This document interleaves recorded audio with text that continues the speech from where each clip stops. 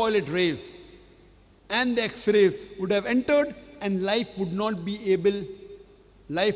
sustainable on the face of the earth. It is due to this atmospheric layer, the sky, which gives sustenance to life.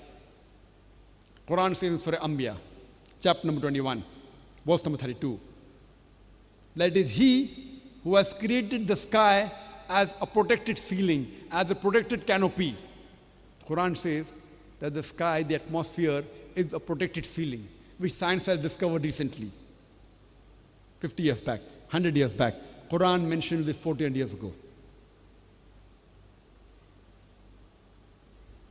I would like to ask you that how many states of matter are there? How many states of matter are there? We learned in school. How many states of matter are there? How many? 3. Solid, liquid, gas, correct? Right or wrong? How many states of matter are there?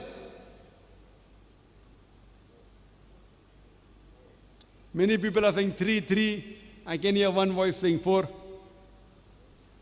When I was in school, I had learned there are 3 states of matter: solid, liquid, and gas. And the scientists, they said that the space outside the organized astronomical systems, they are vacuum. But recently, just a few decades earlier, scientists have discovered that there are bridges of matter outside the organized astronomical systems, which they call as plasma. This science today says is the 4th state of matter. Quran mentions in Surah Furqan, chapter number 25, verse number 59, it is He who has created the heavens and the earth and has created even things in between them. So the Quran says there is not only vacuum between the heavens and the earth, there is something in between, which today science calls it as the 4th state of matter, that is plasma. What science has discovered a few decades earlier, Quran mentions 1400 years ago. Who could have mentioned this in the Quran?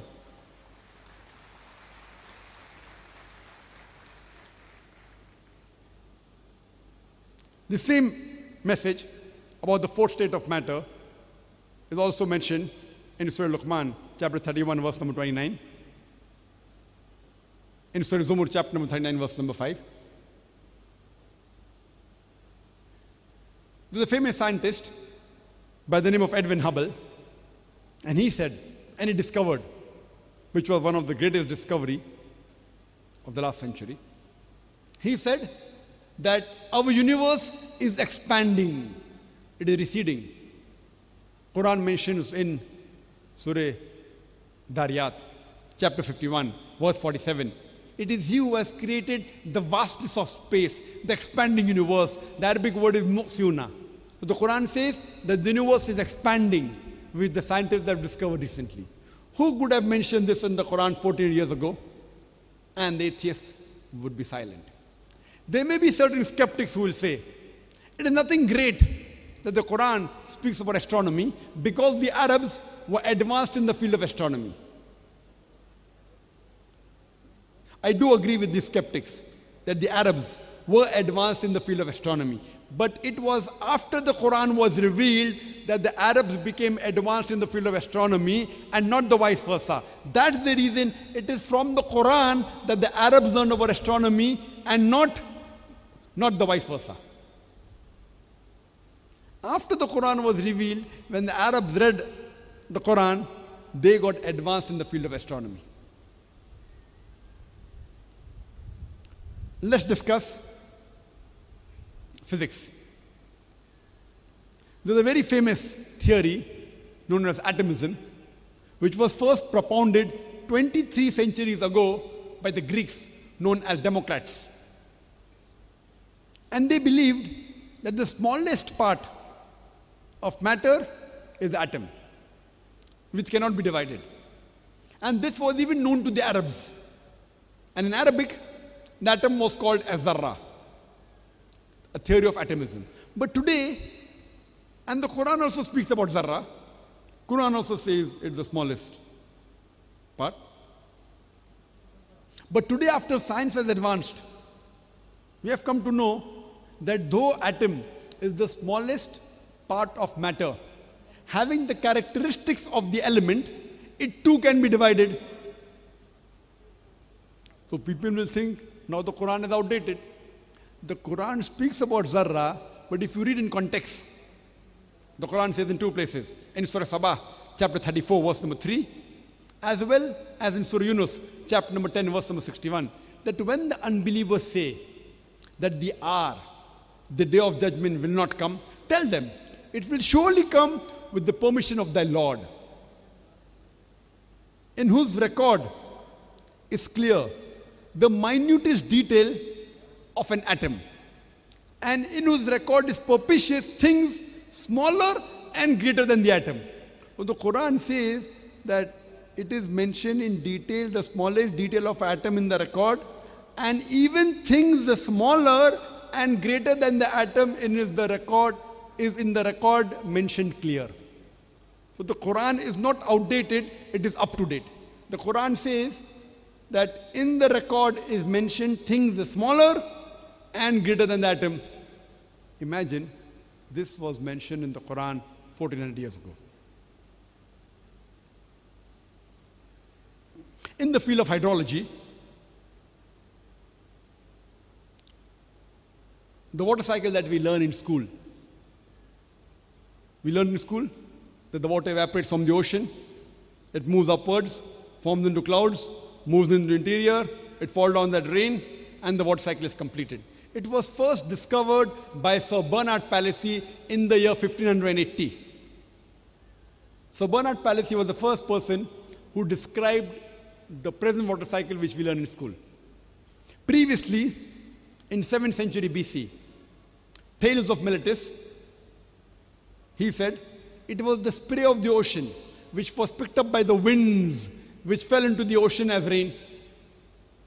Previously, people did not know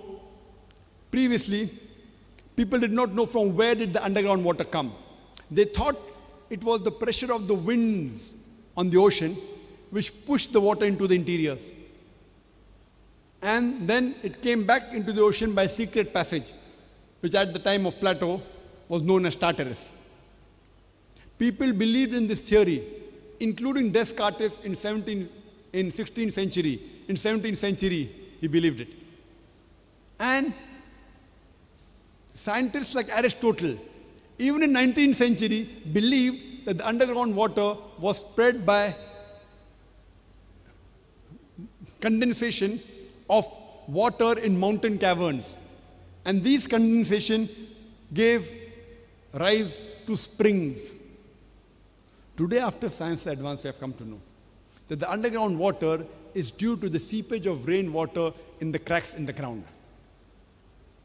Quran mentions 1400 years ago. In Surah Zumar, chapter number 39, verse number 21. Seest thou not, it is he who sends down water from the sky and leads it in cracks in the ground and causes sown field of varying colors to grow.